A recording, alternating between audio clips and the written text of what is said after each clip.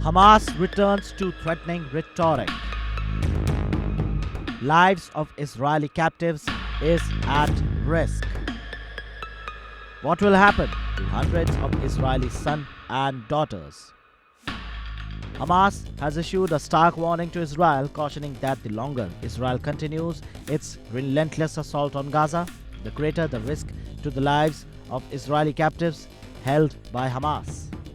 Osama Hamdan, the Hamas's representative in Lebanon, has emphasized this message during a live press conference in Beirut, stating that the Israeli regime's delay in commuting to ceasefire the aggression will result in the death of the prisoners due to the ongoing Israeli airstrikes, particularly in Rafah. Hamdan highlighted the grim reality faced by the captives, stating that the prolonged Israeli aggression may prevent their return alive, potentially leading to tragic outcomes. Since October 7 last year, around 250 individuals were taken captive during the Gaza's retaliatory operation, known as Al-Aqsa Storm. Hamas released 105 captives later in the year during a temporary truce in late November. However, the war returned immediately after. As per Hamas's own statements, Israel's continuous bombing has already claimed the lives of 70% of the Israeli hostages.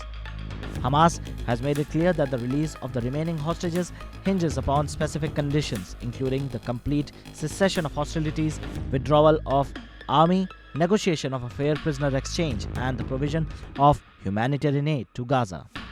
Despite agreeing to truce proposal mediated by Egypt and Qatar, Hamas's conditions have not been met by Israeli government. Hamdan reiterated Hamas's stance, emphasizing that the release of prisoners will only occur according to Hamas's terms, as conveyed to the mediators.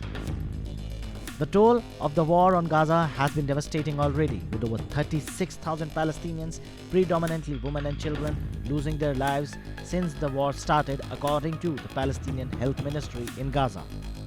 Hamdan also condemned the Israeli government's recent airstrike on a designated safe zone for displaced persons in Rafah, southern Gaza, which resulted in the death of at least 50 persons, according to Hamas's estimate.